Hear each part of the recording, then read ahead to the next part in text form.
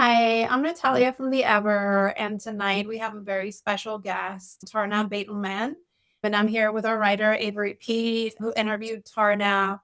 Yeah, This is gonna be Tarna fun. and I had a conversation about kind of our spring theme, which is the human filter. And that applies to Tarna because she's a personal trainer. And obviously, a lot of things go into fitness that can be digital versus in person. So we had a really cool conversation about it that was just put on paper, but now we want to talk about it. So, Yeah, I perfect. can't wait to hear what you learned from Tarna. Yeah. And why I thought that she would be a great addition to the spring season. Yeah. And I don't know if you want to say, but Tarna is not just a personal trainer, she's your personal trainer. Missing a big factor here. And a champion fighter. Right. Tarna right, has so won two two Muay Thai fights. fights. How long have you been training in Muay Thai? I've been training for about 2 years now and was training for a fight like very seriously for about a year.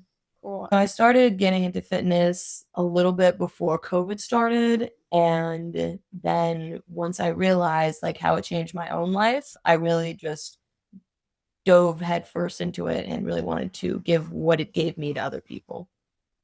It's really cute. And wait, am I supposed to reveal how well I know Tarna? You can do whatever you want. Okay. Also, Tarna and I have been dating for 5 years, so I know quite a bit about her. You've always been very proactive with working out, and it was even though As longer than 5 years. Yeah.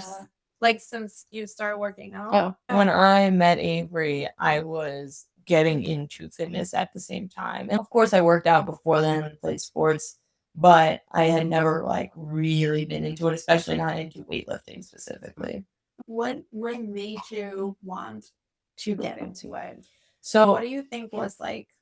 So I was always really insecure about my own body, and I'm gay and I present much more masculine, but I could only fit into women's clothing because men's clothing is much more meant for that like male body, not for the female curves.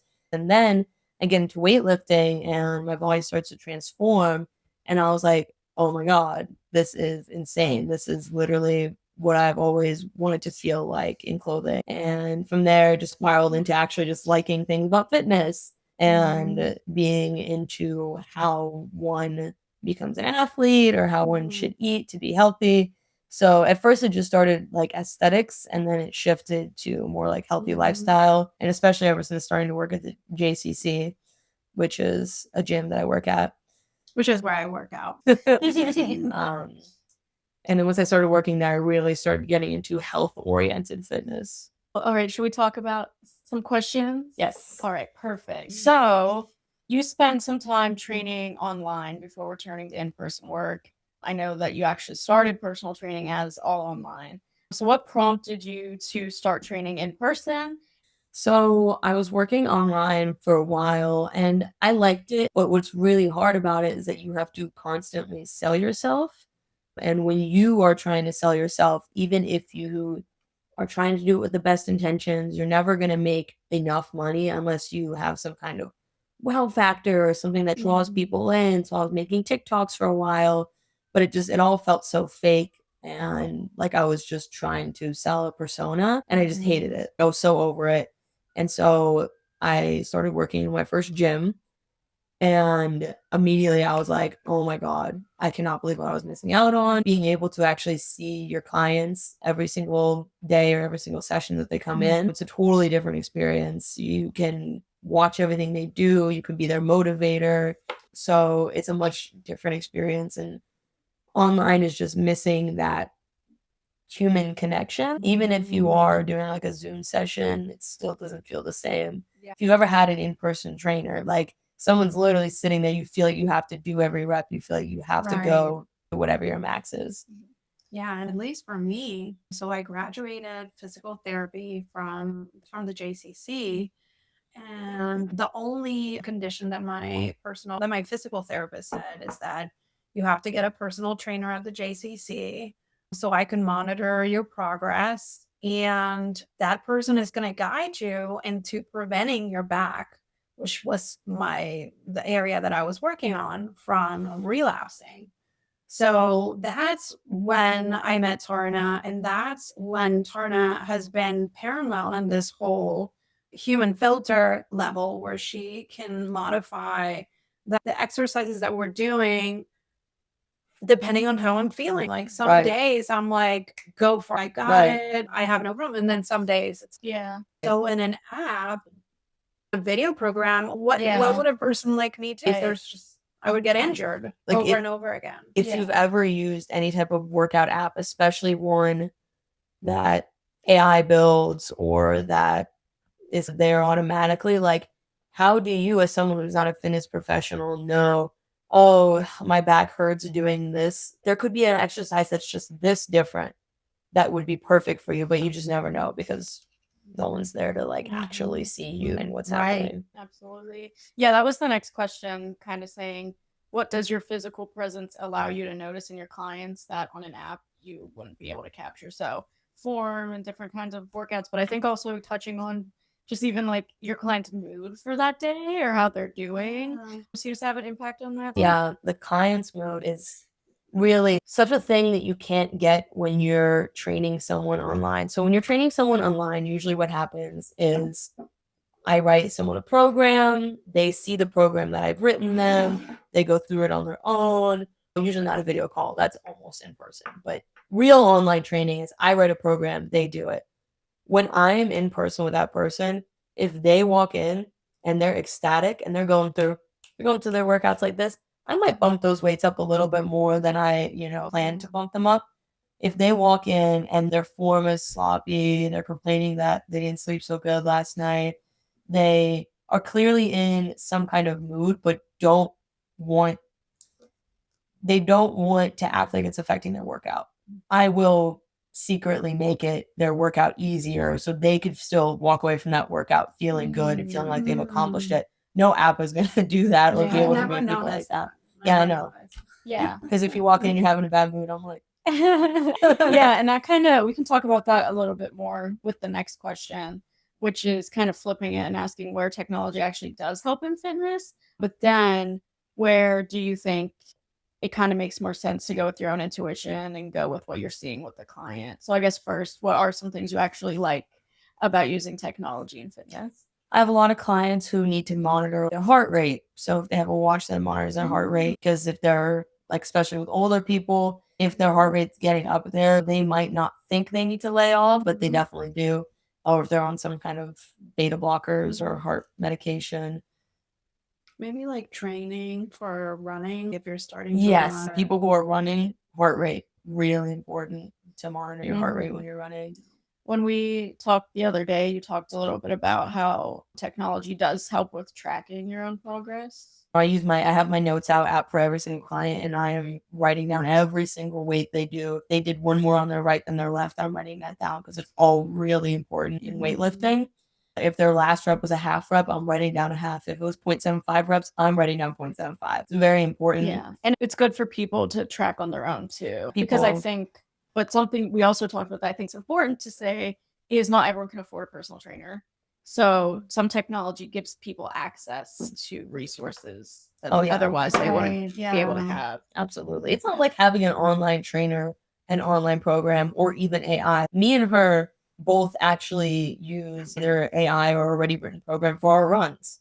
I'm not a running coach and I do not have enough money to hire a running coach, but you can get a perfectly good running routine from literally anything, ChatGPT, or just searching. Especially if you're getting strength training, right? Yeah, like Especially your base is taken care of. Say I wanted a flexibility routine. I could look up on the internet how to do a split and follow it for a couple weeks because those things, you already have a base of fitness. They're pretty easy add-on. Yeah, and I guess something that she discussed really briefly at the beginning was how important is nutrition into your training, depending on how much lean protein they're ingesting, or even if they want to prepare for a fight and they have to gain weight, you also then have to track your macros and all of that. So this question also came up in our interview. One of the most annoying things, and I'm sure every single person who is watching this will understand, is diet advice on the internet. Could not be more all over the place. Even the FDA doesn't agree with what someone else. No one agrees with each other. And the reason for that is not because we lack the research on what your diet should be, depending on what you need. It's because everyone's trying to sell you something. Yeah. Every single person they are not even doing it at ill will. But if they do not have a marketable thing, eat low cal, high protein. Okay, that is true in some cases, but it is not the only thing you need to do. That's why fad diets happen. Eat low fat or eat keto. Yeah. And it's not that any of these are completely wrong. It's just they take this much of the puzzle and ignore everything else. And when you have someone who is just there, I'm getting paid whether I give you diet advice or not.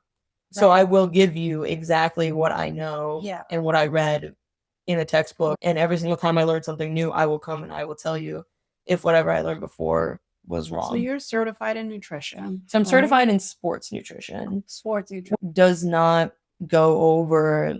I'd be really able to help an athlete with their diet, but say someone was like super unhealthy and feeling like crap all the time, I might not know exactly how to help them fix their diet. Like basics, but not as much as I'd be able to help a swimmer.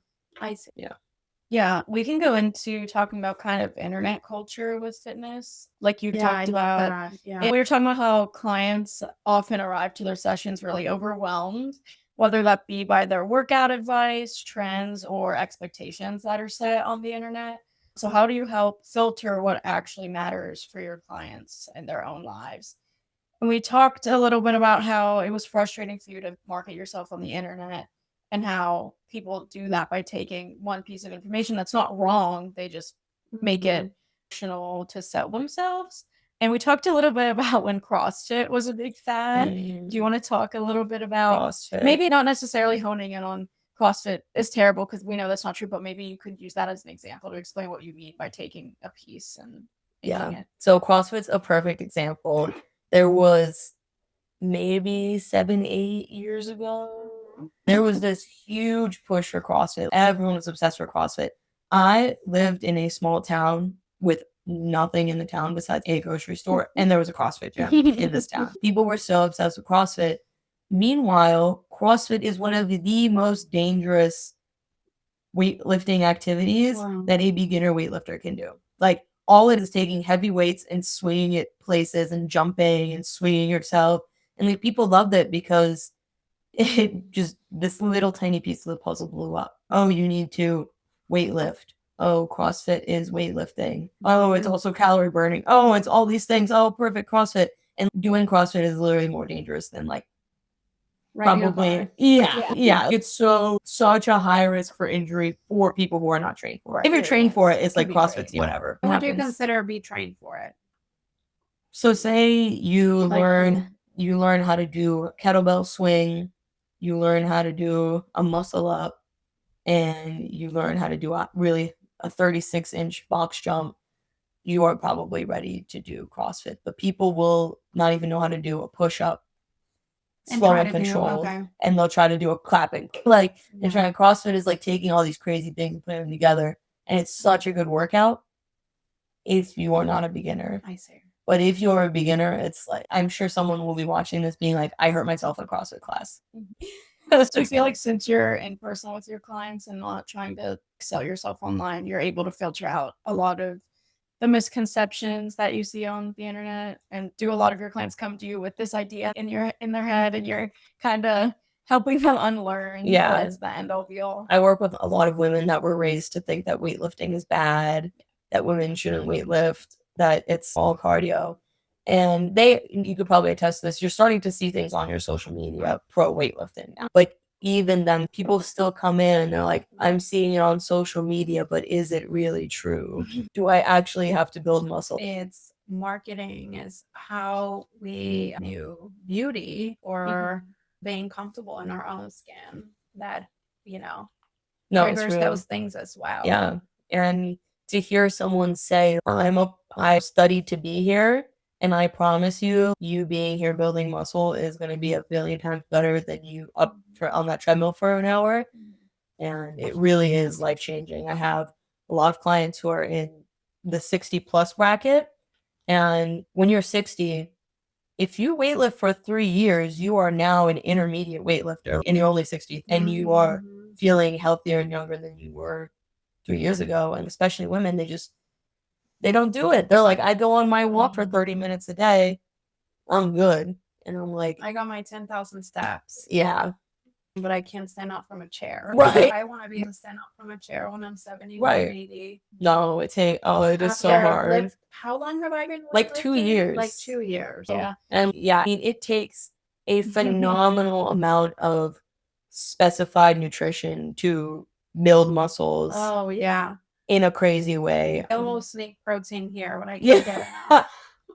Yeah, so this is going off of the conversation we're currently having, but when we talked, I asked what the biggest misconception you've seen online is, and you did bring up the women with cardio, which has changed recently. And then we talked about that women get scared that they're going to become bulky, which I think maybe I'm just on the side of the internet now where I do follow a lot of women influencers that I really like that I know they're not selling me that. But I remember when I first started working out, I would say that to you. Oh, I don't want my arms to be bulky. And how many years have you been lifting for with no bulky arms? Like 5. Yeah. It took me eating so right and working out so consistently to even see like Yeah. some definition in my triceps that I didn't like. And then it was just like, okay, I'll stop doing those in my workout and it's fine. But I'm nowhere near what people act like you're gonna grow. Yeah. Man, arms over Right. Yeah. And you have to be in the gym weightlifting to failure 6 times a week. Oh my goodness. But you have to be a bodybuilder. And Also, no one's lifting to be a bodybuilder. Yeah, and I think some women would consider bulky because you have big Yeah. arms, and that's what you train for, though. I trained like a bodybuilder. The workouts Yeah. are specifically for getting that look. Yeah. And another big thing, when you have these programs that are online, they are very geared towards weightlifting for muscle hypertrophy, which is weightlifting to grow your muscles. But what they're missing a lot of times is people have other things. For instance, one thing that I realized with her, she carries her kids on her left arm. And so her left arm is sometimes stronger in really niche exercises, even though she's right-handed. Yeah. So you would never, I don't know if an AI bot would ever know something like that. How did you guys find that out? You saw her doing it, or you were like, Natalia, why are you? No, I think we spoke about it because it was a theory of mine. But then the funny part is that then this shoulder is also sometimes a little bit funky. So when I'm doing dumbbells and I stay paralyzed, or what's it called? Like isometric parallel. Yeah. So then this arm does better than my left arm, even though this arm is stronger. So it's these little things that you pick up about your clients. I've gone through workouts in an app where for months I know something doesn't feel right, but I'm just like, oh, I must just have something wrong there. I'll just keep doing the workout, and then you'll change the littlest thing in how you're doing it, and it makes a big difference. Yeah. That is amazing. Crazy. Yeah. In personal trainers, it's not like the book says if your client's feeling uncomfortable, do this and that. It just takes. I was weightlifting for 6 years. I know every single machine and every single way that it could be adjusted. Yeah. And I have 35 clients. So all day, all I'm doing is learning from people what feels comfortable. You're on the taller side. You help me with my other clients who are on the taller side because I learn from you and give it to other people. Very cool. We talked about how you've been working out for 6 years, and you talked about how it kind of started with you just having, I don't want to say an obsession, but I think you started working out the reason a lot of people do, which is aesthetics. Better. Yeah. But obviously you've been more passionate and knowledgeable about it. So how has your personal discernment shaped how you train other people? Like when I first started going to the gym, it was aesthetics, bodybuilding, grow as much muscle as possible with as least body fat as possible. Literally the sport of bodybuilding. Then when I started work, and that's all my clients. All my clients were people who were trying to build muscle and lose fat. It's all I worked with. It's all I did. It was my whole brand. And that's what you need when you're an online trainer. You need a brand. You need a niche. Then I start working at the JCC, and all of a sudden, I'm meeting all these people who don't really care about aesthetics. They're trying to get healthy. And I started really getting into this other part of fitness, or weightlifting that was all about longevity. And so it gives me a unique perspective because I know the aesthetic stuff. I was been there, done that. And now I'm really into the longevity part. And on top of that, I'm really into athletic competition. I have the occasional client who really wants to perform well in an athletic statement, some kind of competition or race. Like she's a runner. I had a And client that was really involved in tennis. yeah, I had a client. Yes. Yeah, he was awesome. Yeah, my client who wanted There's to no HIPAA in. Yeah, it was like Great. he loved Avery took a picture with me with his tennis racket after he won his tournament. That's so sweet. And it was He really- helped him Yeah. do it. Yeah, That is it's cool. Helping people accomplish those. it is goals. really cool. Yeah. I've met so many clients of hers that tell me things that she hasn't even told me, and I'll tear up because I'm like, oh my god, she makes such like we see like Yeah, little I know. differences in people's lives, but especially when they're like older clients, You're like tearing up. because it's so cute. Yeah. It really is Yeah. life changing for them. That is what inspires me to be in this profession. Like you're seeing people at the highlight of their day. Like working out and being with someone who you enjoy talking to is much better than like being at work. I know. It's And so people feel fun. so great after people feel so great after they work out. They feel Yeah. accomplished. So it's very different than being like a nurse or a doctor where you are seeing people at their worst. You're seeing people at their best and they're gonna keep getting better. And it's really Right. cool. And also, I hope you don't mind me asking, but how old are you? 23.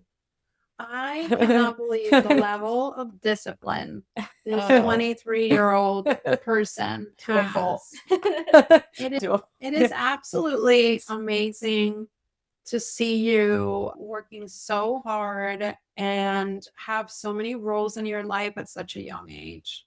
Thank And it's so cool how nice. like passionate you are about already so young about what you're doing. Yeah. It's really crazy. And I really admire you for that. Oh, Yeah, I do too. that's nice. She's super disciplined about her workouts. Nutrition. And Muay Thai is very demanding. When she's leading up to a fight, I barely see her home. And she'll come home and be like, oh my God, I'm so exhausted. But then she goes back and Yeah. it's just, so It's amazing. it's like what they say about like motivation's not always going to be there. So you need discipline. That is a real quote. Like, And I'd like to Yeah. steal some of it. I just do things I do because they're on my calendar. Maybe. We talked about this a little bit, but maybe you could go into more depth about it. How do you recognize when one of your clients needs pushed forward versus maybe to pause, relax, repair, recalibrate? Yeah, it has a lot to do with their mood when they walk in the Right. door. All the things I will often ask is how much sleep did you get last night? Have you drank recently? I have a lot of Sunday clients. If they were having a few drinks at dinner the night before, like that could really seriously impact your workout the next day. And I think that people don't want to hear, oh, we're doing bad today. People don't want to feel like someone is there making excuses for that. They just want to feel like even though they maybe feel shitty, they're making it through the workout and they're pushing as hard as they can. But you really have to be able to read people because you can't always just sit there and explain, do you feel shitty today? Do you feel like, am I allowed to curse? I think so. Okay. We can be. Okay.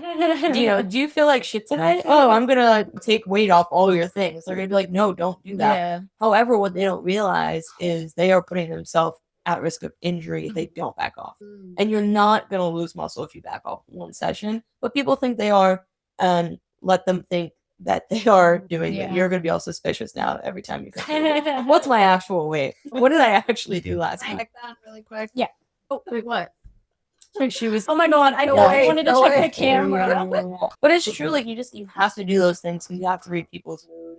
Yeah. And you want them to walk away feeling it was a good And workout. also, if I take a week or 2 weeks break, I come back and I'm like invincible. This Stronger is when a you come out. universal experience. Or after Thanksgiving and you have Oh my those God, like yeah. meals Yeah. with your family. Oh, yeah, come when- back when- and you're like, Literally. When people come back from if you are a consistent weightlifter and you go on vacation for a week, when you come back, you are a billion times stronger. Literally just had a client, just came from his house, and he was in New Orleans for a week. And he has never done a 30-second plank before, and he did 2 today. So take vacation. So take vacation whenever you want. Who cares? Never go to the gym. You'll be strong. What about the flip side of it, where you can push a client harder? Because I feel like that would be like intimidating for me to be confident enough to say, like, Yeah. you can go up in weight.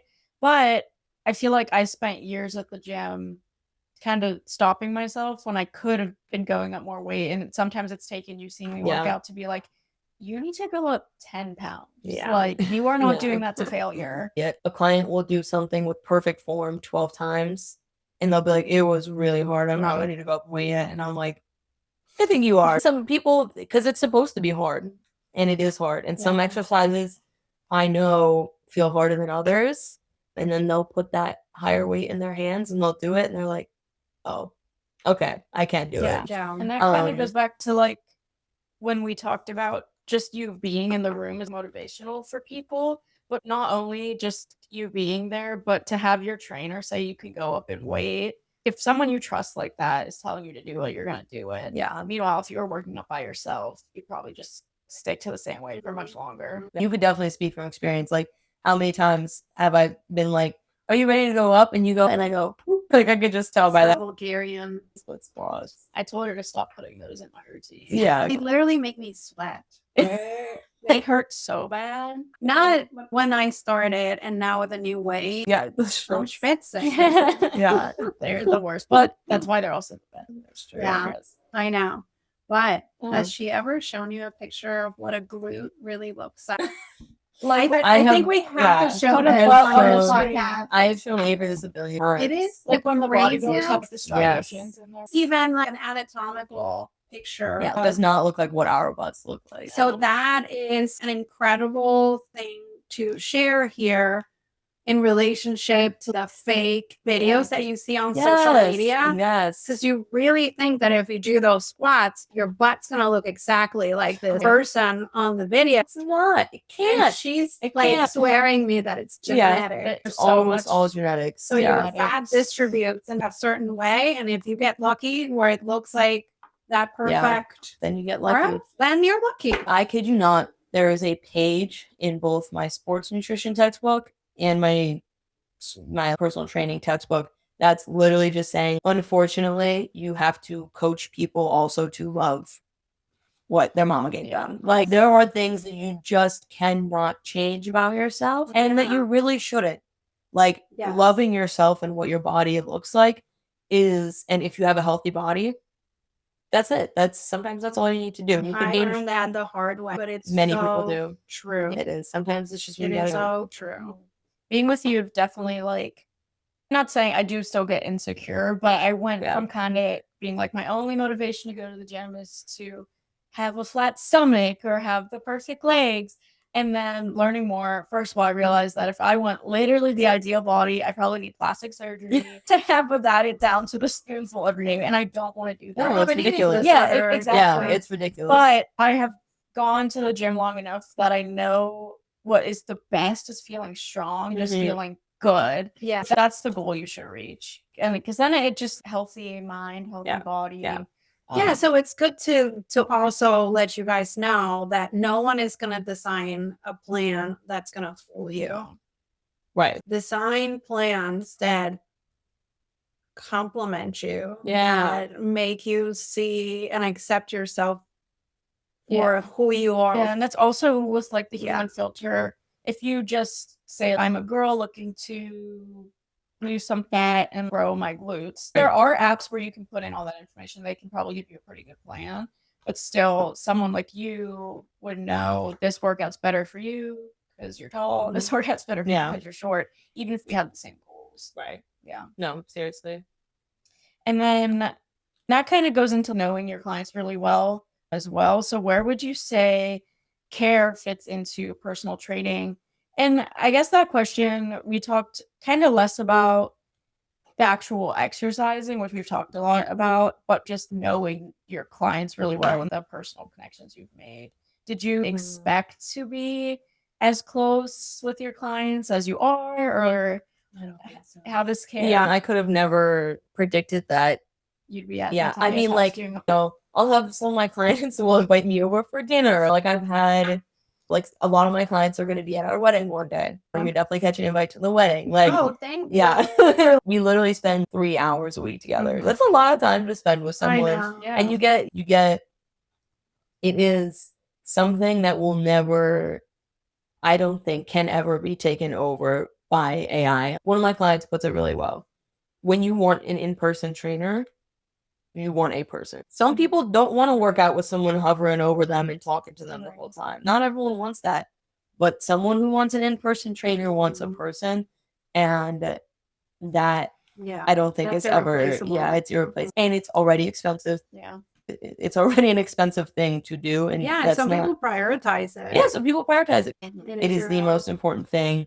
And how could you not prioritize that? Yeah. So, if you could just sum it up, what to you does it mean to be a human filter for your clients in an age of endless information and solutions?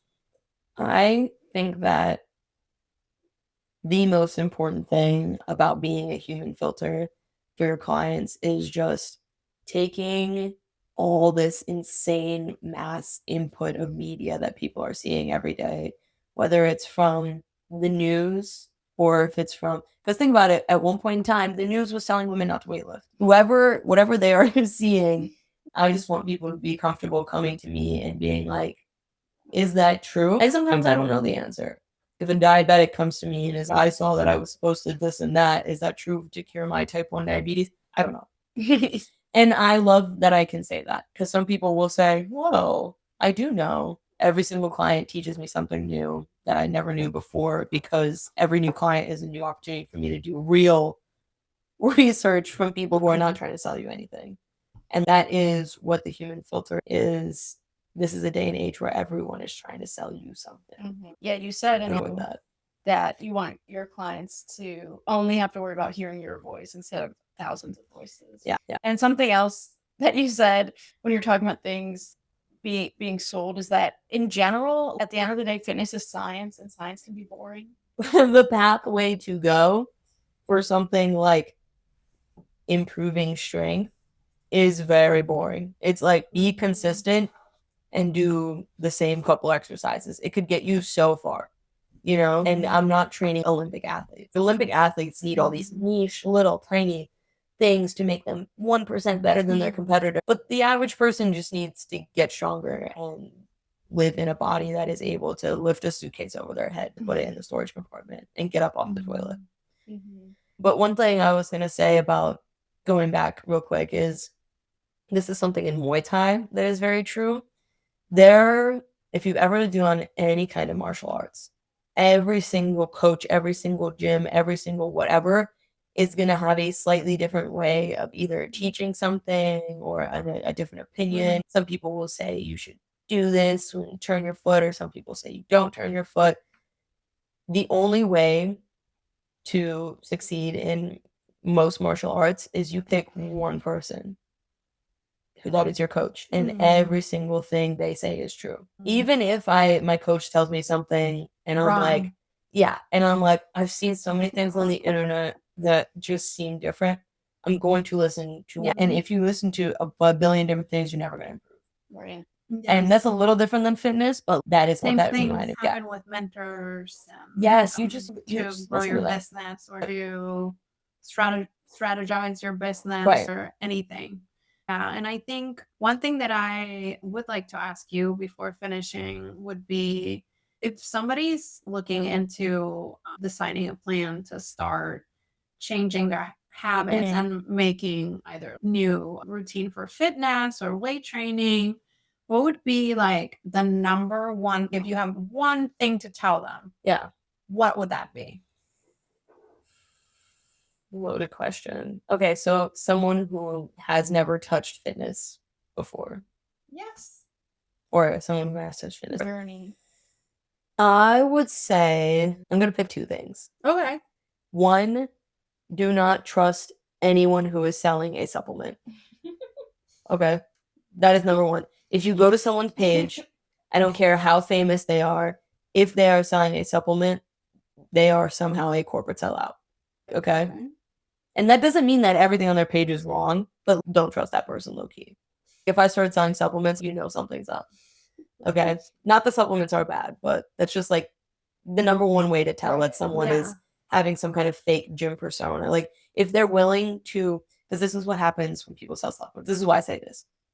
People sell supplements and they make money on it by making the supplement seem flashy, by saying it does something, and it does do that thing, but so does one that costs $30 less. It's Right. basically the same. It is the same creatine that you could get for 10 cents. Oh, yeah. Yes.